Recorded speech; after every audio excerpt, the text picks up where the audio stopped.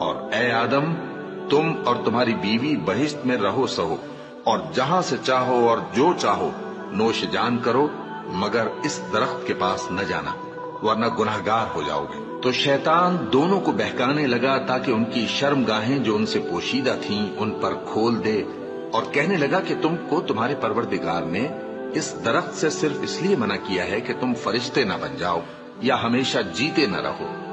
اور ان سے قسم کھا کر کہا کہ میں تو تمہارا خیر خواہ ہوں۔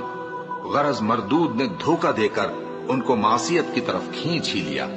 سو جب انہوں نے اس درخت کے پھل کو کھا لیا تو ان کی شرم گاہیں کھل گئیں، اور وہ بہشت کے درختوں کے پتے توڑ توڑ کر اپنے اوپر چپکانے اور سطر چھپانے لگے۔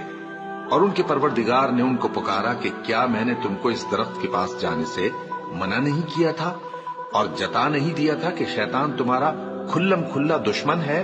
دونوں عرض کرنے لگے کہ پروردگار، ہم نے اپنی جانوں پر ظلم کیا، اور اگر تو ہمیں نہیں بخشے گا اور ہم پر رحم نہیں کرے گا تو ہم تباہ ہو جائیں گے۔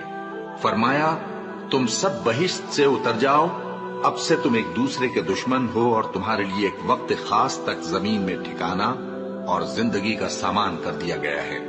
فرمایا کہ اسی میں تمہارا جینا ہوگا اور اسی میں مرنا، اور اسی میں سے قیامت کو زندہ کر کے نکالے جاؤ گے۔ اے بنی آدم، ہم نے تم پر پوشاک اتاری کہ تمہاری شرم گاہوں کو چھپائے اور تمہارے بدن کو زینت دے، اور جو پرہیزگاری کا لباس ہے وہ سب سے اچھا ہے۔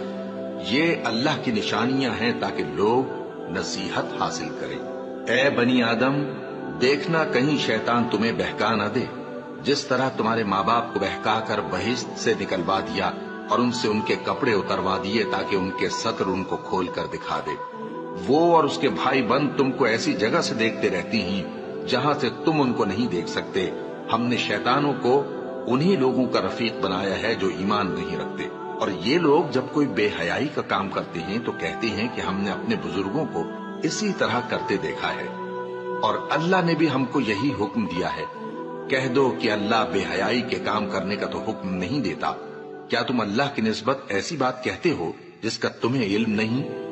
کہہ دو کہ میرے پروردگار نے تو انصاف کرنے کا حکم دیا ہے، اور یہ کہ ہر نماز کے وقت سیدھا قبلے کی طرف رخ کیا کرو، اور صرف اسی کی عبادت کرو اور اسی کو پکارو۔ اس نے جس طرح تم کو ابتدا میں پیدا کیا تھا اسی طرح تم پھر پیدا ہوگے۔